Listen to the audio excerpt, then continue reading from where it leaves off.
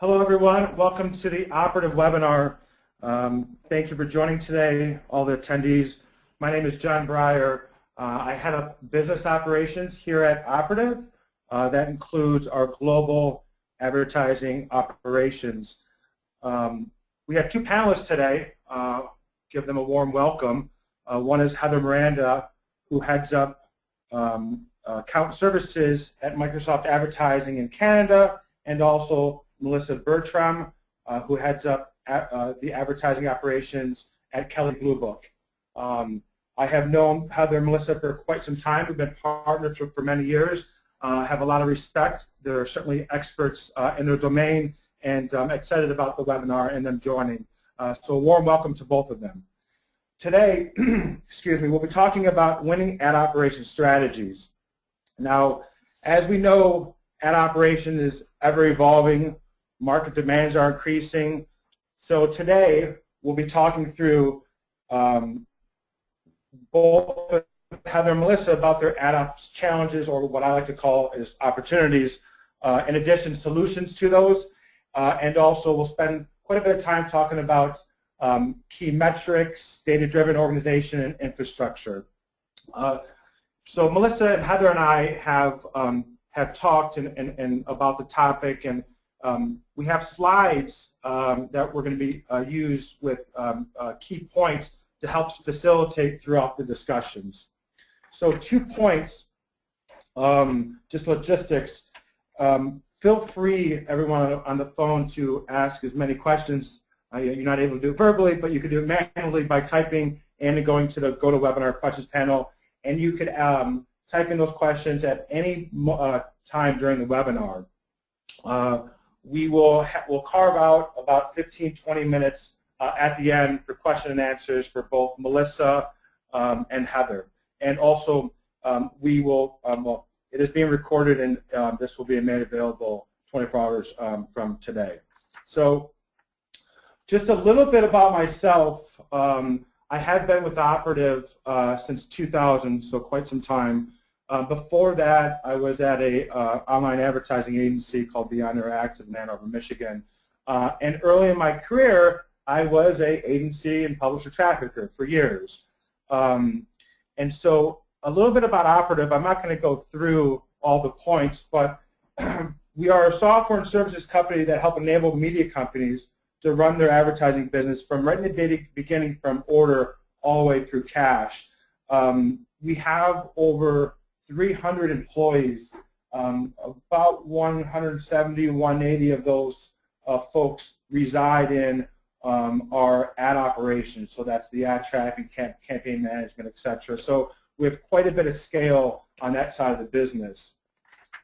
So as I mentioned, the two panelists, and what I'll do is I'll give it on over to Melissa and then Heather, and they'll both talk a little bit more about themselves, who they are, the companies they work for, infrastructure, and then we'll go into the webinar. So I'll hand it off to you, Melissa. Thanks so much, Jen. I appreciate you having me.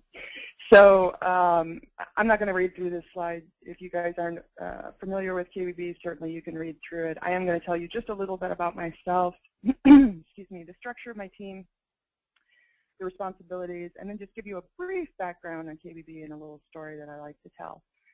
So for those of you that I haven't had the pleasure of meeting, my name is Melissa Bertram, and I'm responsible for ad ops over here at kbb.com. I've been in this field just over about 10 years.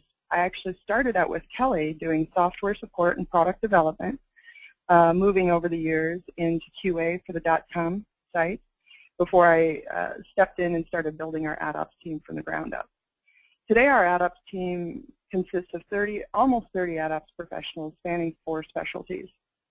So team 1 handles inventory management, order entry, order review, billing review, that sort of thing. Team 2 handles asset collection, targeting, creative upload, QA, auditing, third-party reporting, everything you think about when you think about trafficking, maybe plus a little bit more. Team 3 is a technical product development team, and these guys are closely aligned with our product team, and they're providing expertise and support for new and revised ad offerings. They're also responsible for all the ad tags on the site. And then our fourth team, they act as an escalation team for the rest of our ad ops teams and for other teams within the company.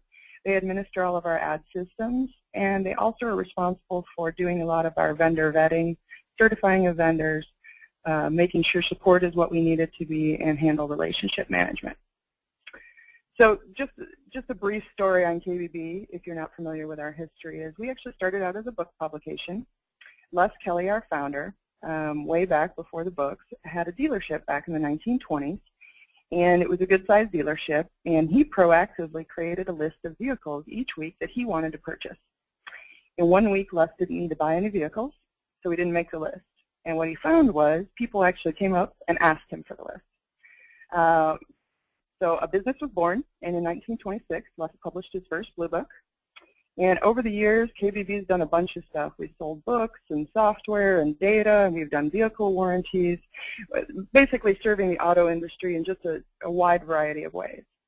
So if we fast forward to 1995, almost 70 years later, we launched our website. And today, KBB.com helps vehicle buyers and sellers by providing content, tools, and values to help them along their way, while at the same time helping the automotive industry, the automotive manufacturers, dealers, near-endemic companies, market to their customers, the consumer. Thanks, John. Excellent. Thank you. That was wonderful and a great background on KBB. So Heather, would you like to go? Yes, certainly. Thank you, John. My name is Heather Miranda, and I lead the account services team for Microsoft Advertising Canada.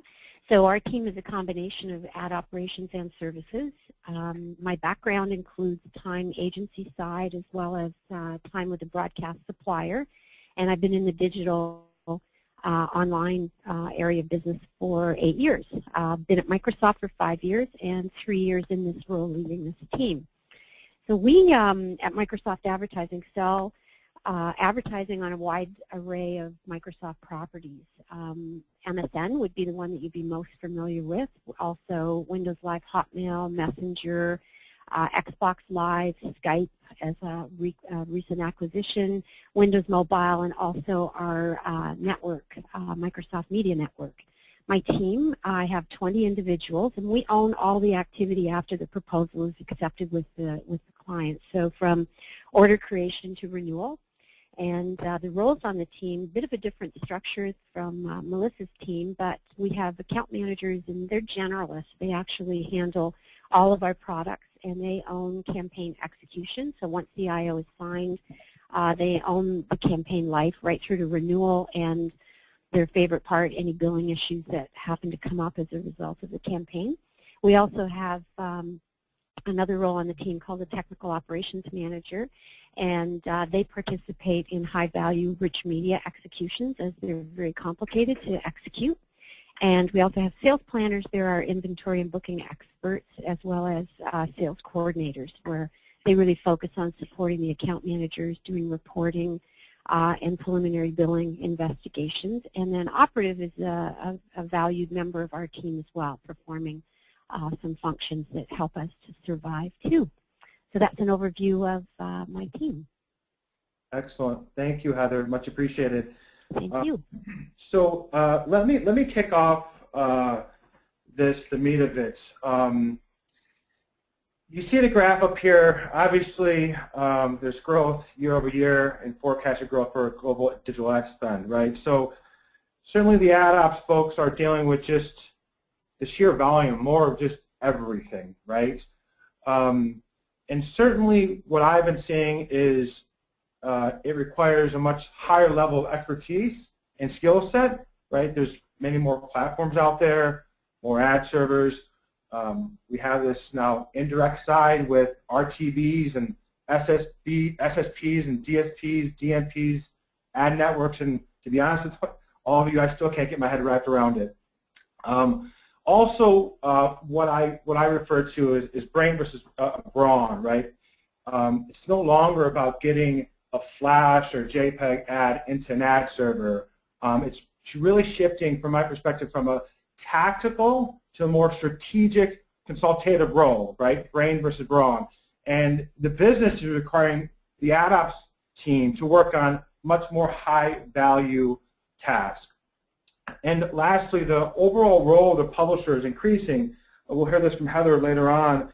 The publisher are asking to do more agency type of services, creative services, and so on. So this leads us into our first question for both Heather and Melissa. And maybe we'll start with Melissa.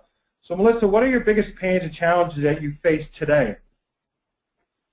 Oh gosh.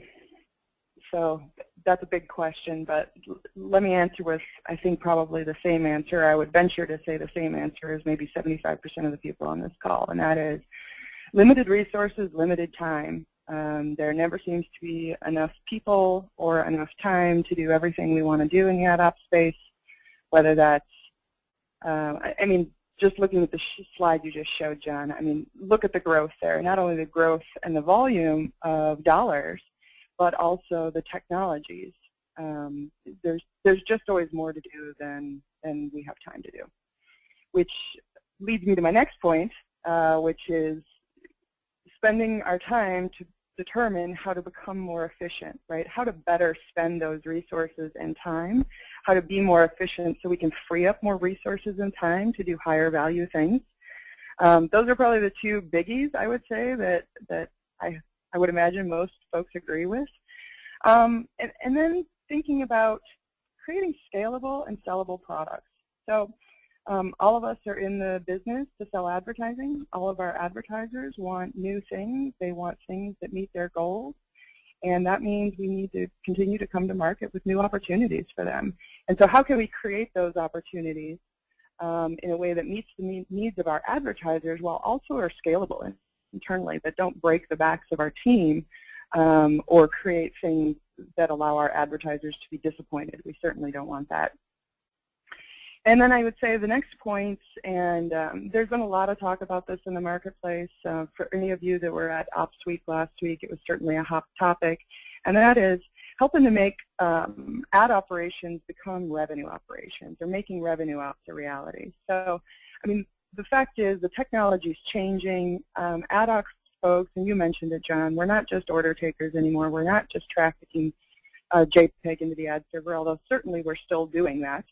But we're doing a lot of other things too, and frankly, we know a lot more about the technology than a lot of other teams necessarily do.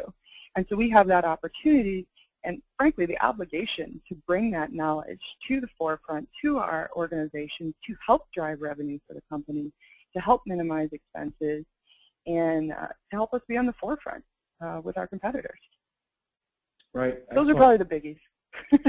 Got it. Yeah. It makes sense. I have a few questions. When you talk about creating sellable products, is this a sales function, then it's moving over to ad ops for execution, or are you, your team in ad ops, actually creating those products? So the way we've done it over at KBB, and frankly I think it's been a real success story. So one of the teams that I mentioned is this technical product development team. And what they do is they actually sit side by side with our advertising product team. And they're working out, and of course our product team is working with our sales team to come up with new and big ideas. And then the ad operations team is sitting side by side to say what's really feasible, who's the vendor I might need to help me do that, what do I need to build to pull that off, how can I make that scalable. So lots of pieces there. I mean, they do the documentation, they do lots of pieces there, but it's definitely a side-by-side relationship. And it's really helped us to bring more scalable, good ideas to market. Got it. And then I promised one last question for you, Melissa, and we'll move on over to Heather with the same question. You talk about limited resources. With the limited resources, how do you free them up to work on higher value tasks? So I think there's a couple different ways you can go about it. I think automating is important. I think understanding what tools are out there to help you get away from, task A and move it into some sort of automated process. And that may mean partnering with some sort of solution provider or software provider, and then partnering with providers for services. So, for example, KBB a few years ago, I say a few, I actually think it's 5 now, partnered with Operative to do some outsourcing work for us, to do some trafficking work. And what we found was we actually didn't skinny down our team at all. They actually turned our team and gave them the opportunity to do much more higher value activities. So those are kind of the two biggies. Right. Thanks for the plugs. And then, excellent. Thank you, Melissa. So, Heather, moving over to your side and Microsoft, I mean, certainly Microsoft and KBB are unique and you know, different beasts, but it's going to be interesting because I'm assuming that that you guys, both Kelley Blue Book and Microsoft Advertising, have similar kind of pain points, but certainly probably some contrasts as well. So what are your biggest changes and challenges, or as again I say, opportunities that you face? Well, I think I'm in agreement with Melissa regarding limited resources, and I think that there's this belief on the digital side that you don't need as many people. It's it's magic work that we all do, and we always seem to have to be convincing people that we actually need to grow our team and we grow our revenue. And we're finding also with growing offerings, you know, there's more work moving on to our teams because of more products and more solutions that we're offering, and also the complexity of our offerings is actually increasing as well. And then I think the next area would be around the expectation for that our clients have of publishers to provide more creative services. So it's being a highly competitive market. You know, clients are expecting us to just help them along a little bit more in what they're submitting to us to run, and that could be from resizing to building the entire rich media execution, which we're heavily involved in doing that as well. Another challenge is reconciling and dealing with third-party data. A lot of our clients would like to bill on their data.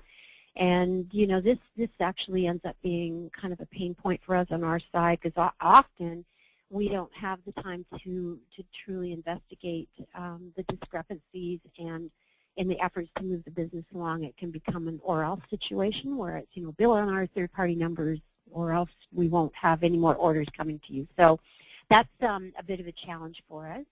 And also just integrating new products and acquisitions. Microsoft is really good at acquiring new products, and it's always challenging for us to launch new products because we have an expectation to go to market instantly. So especially for the operations side of the business and services side, we need to sometimes take the time to do it properly instead of rushing to market with new products and solutions. Those are the main. I know that there's more, but those are kind of my top four. Got it. Excellent. Thank you very much. And of course, I have a few questions for you, Heather. You talk about the new products and acquisitions. For example, Skype, obviously, which is one of the biggest, latest ones that at least I'm aware of. How do you prepare your account services team in order to support that new product? Well, in this case, when we launched Skype, that was a really quick go-to-market plan. We actually identified an expert on the team, and they were trained for the transition time while the product was actually still served on DoubleClick until it moved to our platform. So we found that is really our best rather than disrupting the entire team. If we're ramping like that and as a short-term transition, we'll try to identify experts who will manage the interim. And it worked well with Skype, and we were actually up really quickly with that product. Got it. And we were talking a couple of days ago regarding the third-party data. Can you talk a bit about what you do regarding the buffer that you have on campaigns? Right. So we're fortunate. We actually in our terms and conditions with our IOs, we include a 10% buffer as far as delivery goes. So basically between our numbers and our clients' numbers, we say that we allow for a 10% discrepancy up or down. And if it ends up that the discrepancy is larger, we will work together to arrive at a sensible and a midway point in providing a solution. Got it. Okay, one last question Sure. on this topic. You talk about expectation, and I said it earlier, for you to provide more creative services.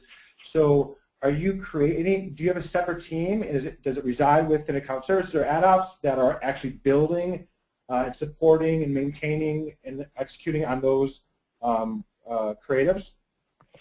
Combination of both. So we have our technical operations manager and our account managers would be working directly with the media buying agency and also the creative agency and trying to make sure that they're building to the right specifications and providing us with the right assets to build the final. But we also engage with third-party partners like Unicast and MediaMind to help us build the complex rich media executions like the IAB, Rising Stars, rich media, film strips, billboards, sidekicks, some of those. So it's a combination of in-house and partnerships as well. Got it. Excellent. All right. Thanks to the both of you. Now let's move on to the second question. Again, for both of you, we just talked about the opportunities. What are some of the solutions that you guys are working on and implementing to address those pains? And let's start with you, Heather. So following on the earlier slide where we're talking about creative and technical operations support, I think the big solution that we've landed on our side is really just, build the knowledge on the team to meet the market requirements, have some folks that are specialists in being able to provide this support. It's a lot of knowledge to spread across the greater team, so having people that specialize has been a big help for us. Also, one of the things that we try to do is ensure that we're selling clients the right products and that we're understanding their goals and setting the right expectations. So I think what we can see at times, we may have a client who's bought a CPM campaign from us, and then we find out that they're actually measuring us on acquisition. So it becomes really important that we're selling the client the right thing from the beginning and delivering on their expectations as well. The other thing that I think is really key in addressing the pain points that we're facing is to have role creativity, I like to call it that. And the way I see that is having flexibility with your roles and building your team through cross-training and developing natural skill sets so that you keep the knowledge on the team, and you can also provide growth opportunities for people to move from one role to another within the team and keep people challenged. So I think that's a really key solution as well. And then, to outsource what tasks you can to enable work on higher value activities in-house with your people who have the skill sets. And in our case, and here's a good plug for Operative, what we really find, working with Operative is a great example of utilizing outsourcing so that we can actually have our folks focus more on strategy, custom solutions, and upselling. It gives us the time to do that and be more client-facing in our work. So it's working well for us as well. Got it. Thank you. And just a few questions. One, you talk about role creativity, where you have flexibility, ability to work on other things. So what it sounds like to me is that you at Microsoft Advertising in Canada, you have the ability to create career paths for all these individuals, or a lot of these individuals, instead of them being stuck just doing trafficking for years on end. Is that correct? Yes. Actually, what we have done, and it's worked really well, we've started some folks as sales planners, and they become inventory and experts, and they move on to an account manager role. And that experience that they bring with them is so valuable because they have the basics when they move into a more complex role. Got it. Excellent. And then the other point, which I think is very interesting regarding alignment when you're selling a campaign to a client, making sure that you understand their success metrics, so you have alignment, so you're not at the end of the campaign thinking that you've done, it has completed on time, in full, and then you find out for some reason you're not aligned. Are there any other examples of that that you've dealt with? Well, I think it's kind of interesting. We do have situations come up where, at the end of the campaign, a client will say, "This didn't perform," and we look at our reporting and say, "Well, yeah, you did. You booked the CPM, and we delivered the impressions that we contracted for," and then they'll say, no, our acquisitions, we weren't closing. And it becomes an interesting question. And again, we want to stay focused on advertiser satisfaction and making sure that we have them as a return client. So it's, for us, we'd rather have the conversation at the beginning than at the end, where we're trying to repair the roadway rather than doing it from the beginning. Right. Excellent. All right. Thank you very much, Heather. I really appreciate it. And then Melissa, maybe on over to you to talk through some of the solutions at Kelley Blue Book. Sure. Thanks, John.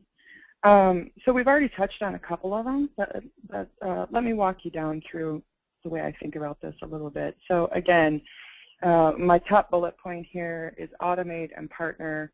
You know, free your team up, free your time up, become more efficient. Not only to have your team, as I mentioned earlier, do higher value activities, but Heather made a great point. It also gives more opportunities for your team, right? They're doing higher value activities, therefore they are getting better experience and they're getting more growth, which is only good for them in their career. So it's really a win-win. I think the magic, as I like to call things magic occasionally, is to figure out how do you figure out who to partner with or what to do or what solution to look at. You know, I don't think any presentation or conversation is complete unless we mention the LumaScape, which I'm assuming most of you have seen. It's that big slide that shows the 10 bajillion folks that are out in the marketplace providing some sort of technology to you. And I know even with a team of almost 30, we don't have time to go look at all those different kinds of technologies. We don't have time to, even if we know we want to look at a particular type of technology, to necessarily talk to all the vendors. So my recommendation there is to have an expert on the team or have a team of experts or have somebody who's an expert part-time, depending on the size of your team, and have that person focused on the marketplace. Have them focused on looking at vendors and understanding what's going on with the marketplace and kind of keeping on the pulse. That way you're not recreating the wheel yourself. You're able to leverage what needs to be done, and that person can help bring the rest of the crowd in when something is of higher interest. Because we need to keep track of what's going on, but frankly, I don't think any of us have time to chase every shiny object, and there's a lot of them out there right now. I mentioned earlier aligning with your product team. I think that is just key to create good, scalable products. I think it's a win for your customer. I think it's a win for your organization. And frankly, I think it's a win for the team. It allows some of your ad ops team to get more involved in product if you've got folks that are leaning that way. It allows your product team to leverage the knowledge that your ad ops team has. There's some real synergy there. And it helps provide that value that we're talking about. Ad ops has a lot of value. And I shouldn't say it helps to provide it. It actually helps to highlight it. I think that's a great place for ad ops to show where they shine, is by working with the product folks to develop new products. And then lastly, for me, I like to, I think metrics are important. The folks on my team spend a lot of time tracking things. And the reason we do this is it's a couple-fold, right? We're trying to make sure that we're impactful to the revenue of the company. We're trying to make sure that we're able to scale and best plan in the future. So we kind of keep track of two buckets of things. One I call quality, right? And there's three aspects of quality in my mind. Is SLAs. So if you're not meeting your service level agreement, you're probably leaving money on the table. 2, accuracy rate, because the fact is it doesn't matter how fast you're trafficking an ad. If you're trafficking it wrong, you're costing the company money or potential money. And 3, one of the things we measure is we actually say for every error that we make, what's our potential revenue exposure? And that helps us understand, even if you have a very high accuracy rate, if the mistakes you're making are very big, you may want to spend more time in training or that sort of thing. It helps focus you, at least in my opinion.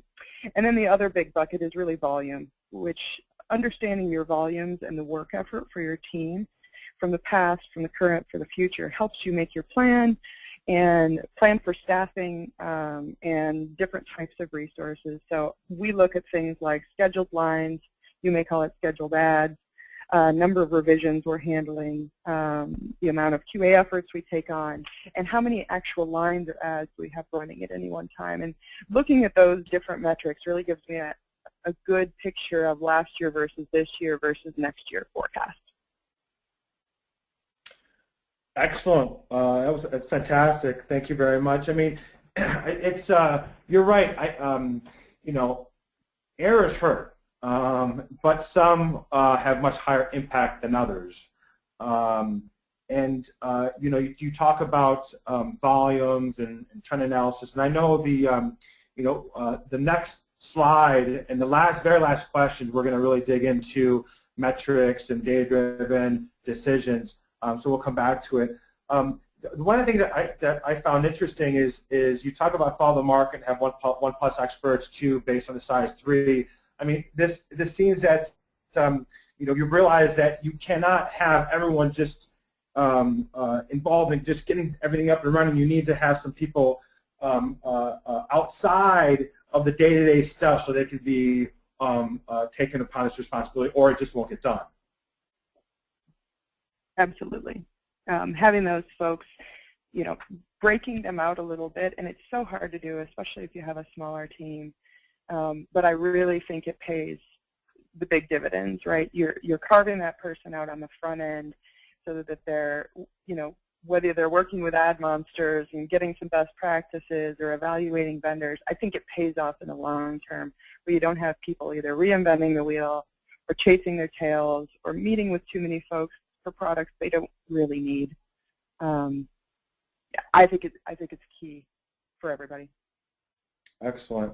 Okay, great. Thank you very much. We'll move on to the last question. We have about 10 minutes left, and then we'll open it up to questions and answers, and we'll get as many as possible. The last question is, you know, we talked about the opportunities, solutions, and now let's dig into metrics and benchmarks. And let's start off with, and I guess we're picking this up from where you left off, Melissa, regarding actually, let's start off with Heather from Microsoft. Okay, so for metrics and benchmarks, we have a lot of them. I'm kidding. We really, I think the biggest thing that we focus on is accuracy, which is very key. I mean, there's so much that rides on it, revenue dollars and advertiser satisfaction. We, you know, we'd love to aim for 98%. I think we're actually running more around over 99, which is excellent. 100 would be fantastic, but we do have this human factor, and not everyone's perfect. So we do, you know, we do have some errors. It's just the cost of doing business. The other metric that we watch very closely, of course, is campaign performance. Our focus is to don't leave a dollar on the table, and there is pressure to have all campaigns perform, deliver, spend budget. And it really becomes the responsibility for the team of defending the revenue that we booked and looking for creative ways of making sure that we do that spend. So if a campaign isn't performing, we ask them to be creative, reach out to the client, see if we can alter the campaign, maybe move it around slightly so that we can meet their expectations as well and spend that budget. And an interesting benchmark that we have access to, being a large company, is our productivity on our team versus teams in other Microsoft advertising markets. So this becomes really interesting. We can look at revenue. We can look at comparisons on as benchmarks for productivity for us, and look at what kind of things that, you know, we're managing and the load. And this has been particularly helpful in staffing for the team and realizing that, you know, we're a very, very high activity market.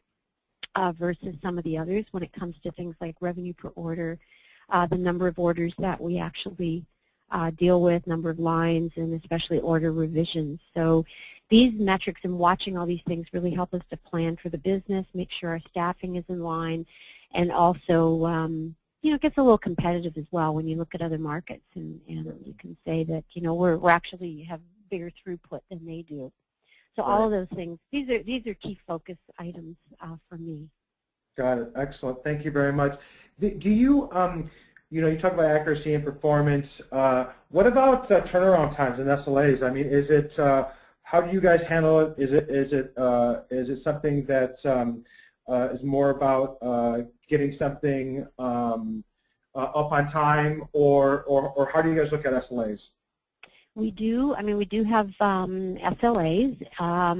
But in reality, all the SLAs go out the window when a client's late, especially late creative, which is an ongoing pain point. I think everybody on the call will agree that's one of our biggest challenges. And we'll do anything that we can to try to, get that campaign up and running. The big challenge is you just don't want to sacrifice quality, and we try to make clients aware that if it's last minute, we'll do our best, but if we have to fix anything on the fly, that's not ideal. So SLAs, I mean, they're great, great metrics to work with, but we have to be flexible as well. It's a competitive market. Right. So I refer to that as the AdOps magic wand. It is. Right. When everything comes in late, and then you figure out how to do it to get implemented on time. Excellent. Thank you very much. Now we have a few more minutes, and we'll have Melissa pick up from where she left off as well. Sure. Thanks, John. So over at KDB, we actually call it the magic behind the curtain. But the theory is the same. So I've already covered what I think are the big metrics for KDB, but I'll just give a little bit more color. When we think about quality, we certainly are tracking SLAs, but Heather brings up a great point. Your SLA is your guarantee to the market. If you provide it to us by this date, we will get it up. But the fact is, we all deal with late creative, and we all break our backs to try to get that creative up on time. We do track SLAs to make sure that we're not sliding outside of there. And last year, KBB trafficked 99.9% of the ads, actually a little higher than that, within SLA. So, I mean, that's what we want, because we know that we actually have to traffic them faster when they're late. From an accuracy perspective, we're always looking for 98%. That's our threshold, and that's our threshold not only for internal teams, but for our outsourced partner. Actuals for us in the last year have been in excess of 99% on accuracy, which makes me very happy. I'm with Heather. If I could have 100%, I would, but that's probably not very feasible. And then for us, we track this revenue exposure due to issues, and our threshold for that is 0.5%. And we're tracking actuals at less than 0.25%, which makes me very happy. Sorry to interrupt. What does that mean? The revenue exposure due to issues? So what we look at is we say, okay, there was a mistake made with the trafficking of this line. What is the worst case that if so let's say the line didn't run for 3 days. What is the 3 days worth of revenue for that line? What's that worst case that we might get hit on revenue for? Now, understanding that line may make up delivery, and we won't actually experience that worst case, but we always measure the worst case so that we've got a standard threshold there that we're dealing with. Got it. Excellent. And as I'm thinking about this, I mean, certainly both KDB and Microsoft have very mature infrastructures, very process-oriented, data-oriented, and you've figured out a lot of this stuff already, clearly, right? I'm sure there's a lot of people on the phone that don't understand what the accuracy rate is of their operations, or the average turnaround time, or you have a salesperson that every time they send over an IO that's incorrect, so it eats up your time. And so do you give any suggestions, Melissa and Heather, on where do you start with understanding the health of your business unit organization? Melissa, do you want to start? Yeah.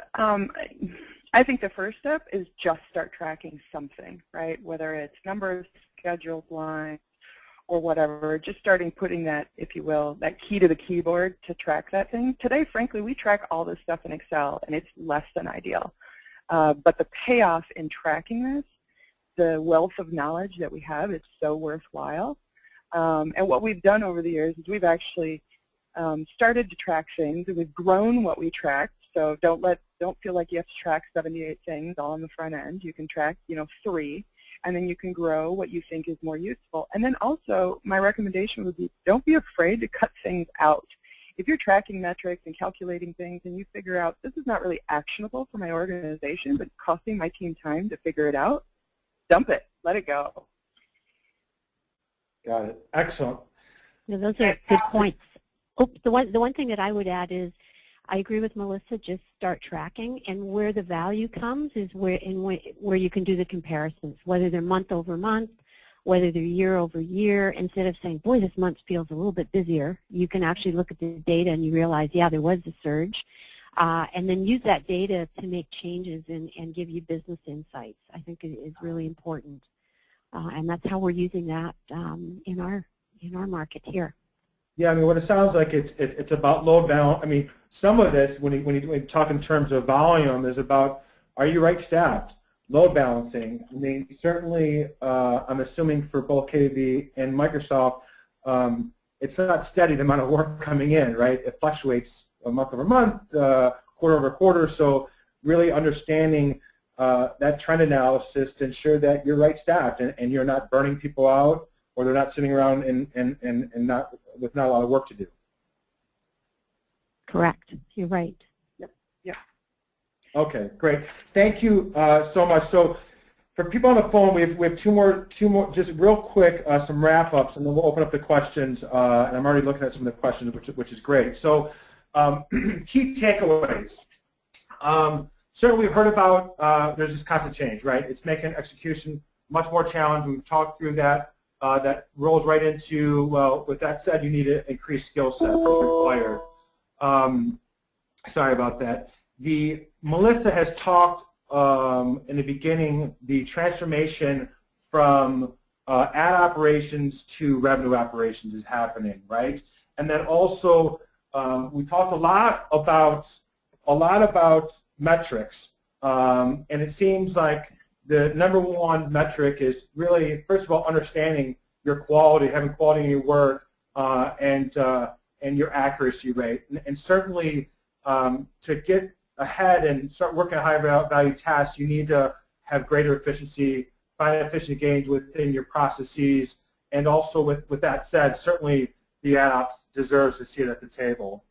So the last point here are some action items.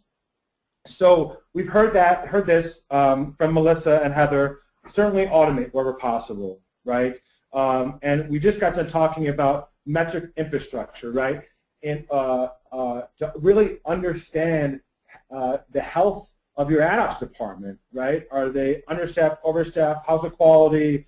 What's the average turnaround time, and or SLA, which is service level agreement? I'll talk a little bit more about that.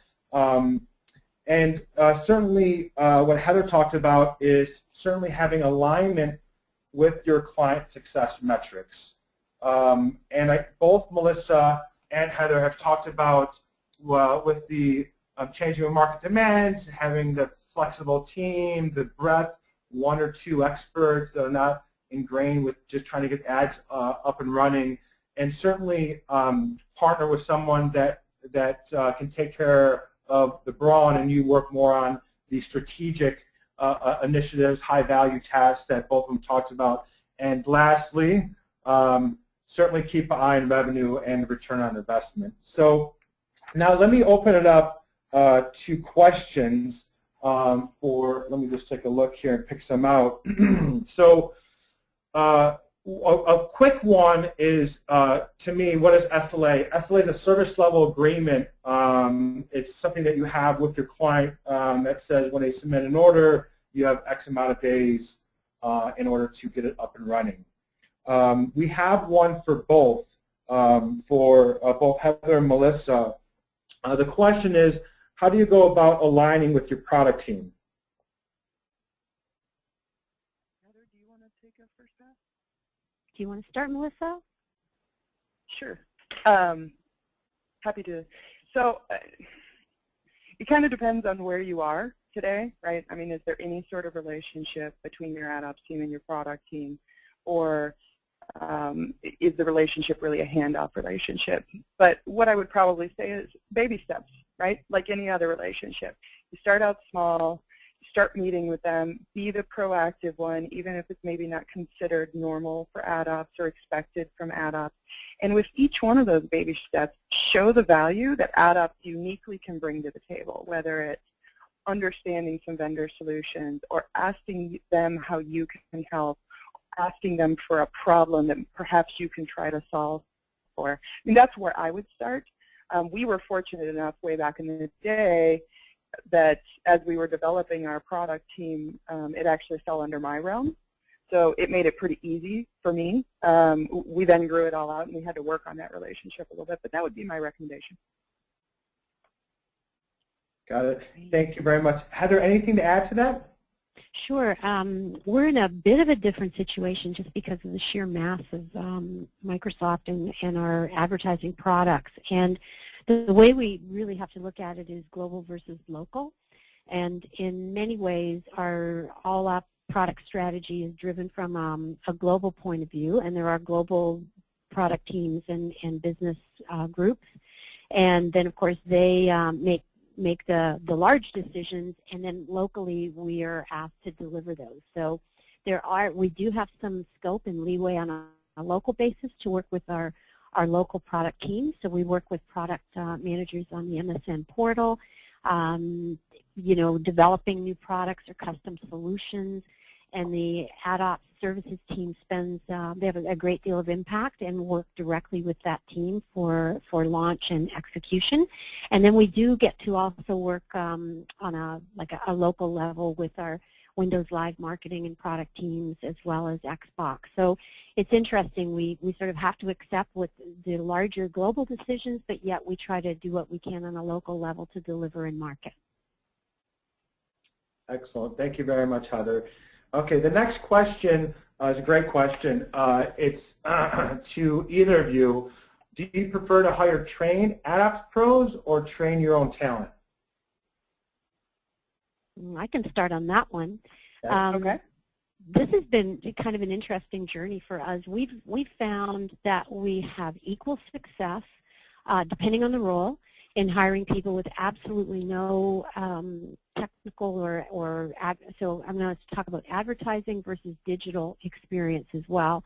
So we have had success for some of our roles doing that, and it's been interesting for me. I just look for a lot of heart and a lot of determination to learn new things, and we've seen great success. We've also had great success with hiring folks from agency side or other publishers or network backgrounds, and had great success with those. The ramp is a little bit quicker, but I'm jury's out for me. It's the individual I look for and their determination that wins my vote on a hire.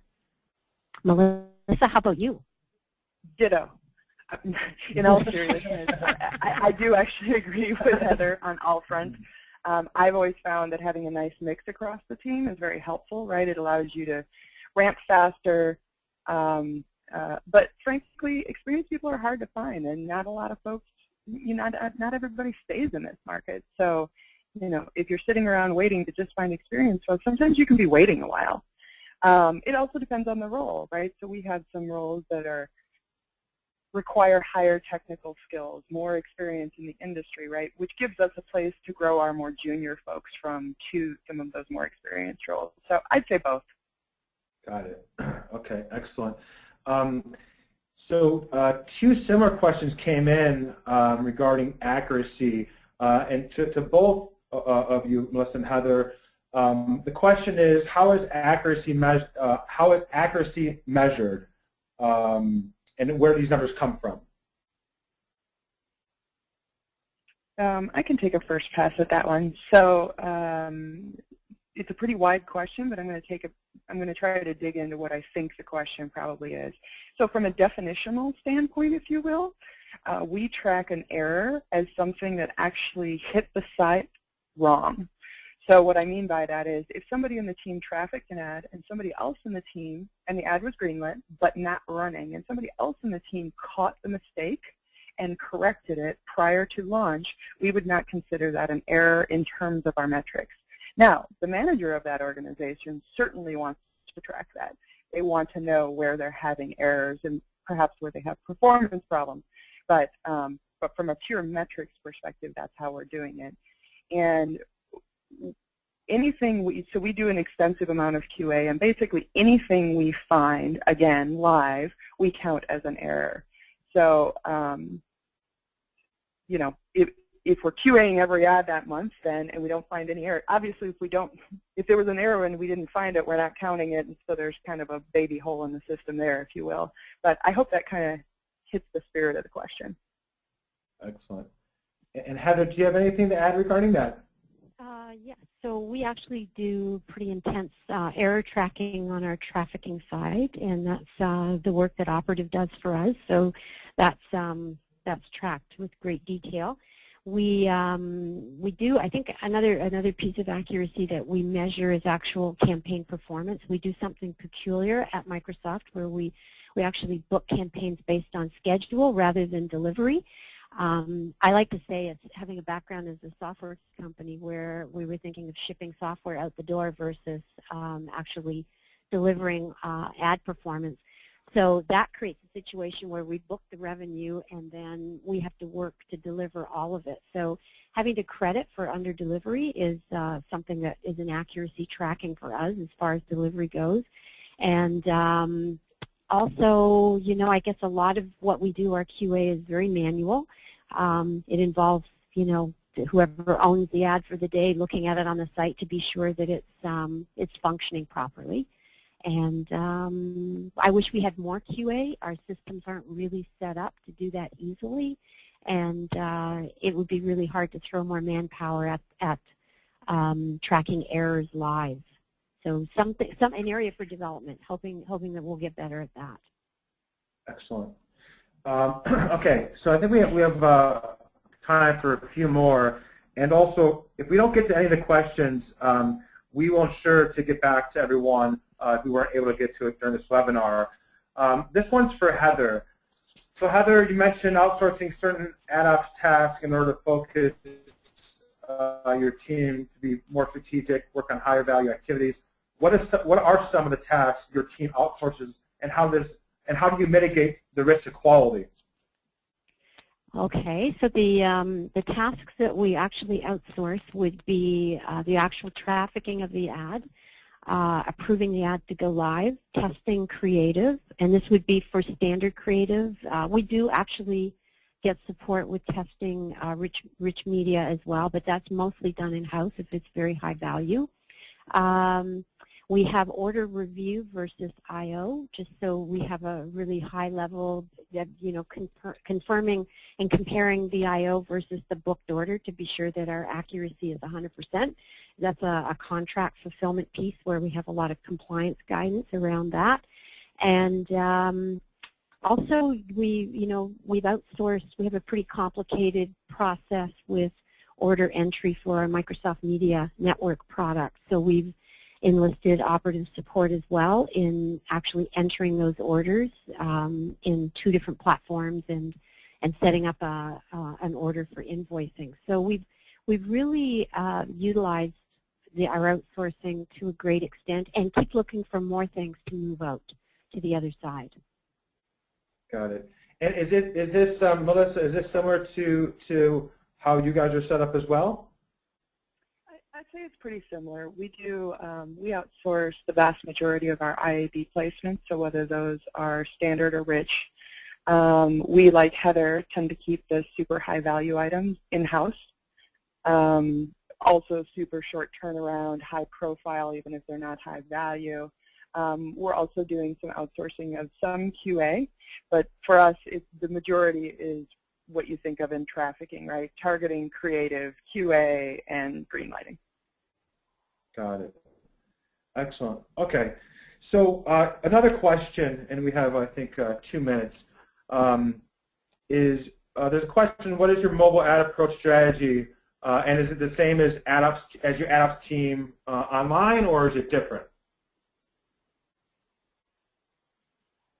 Do you want me to start with that one, Heather? Sure. Go ahead, Melissa. So our mobile is pretty much the same.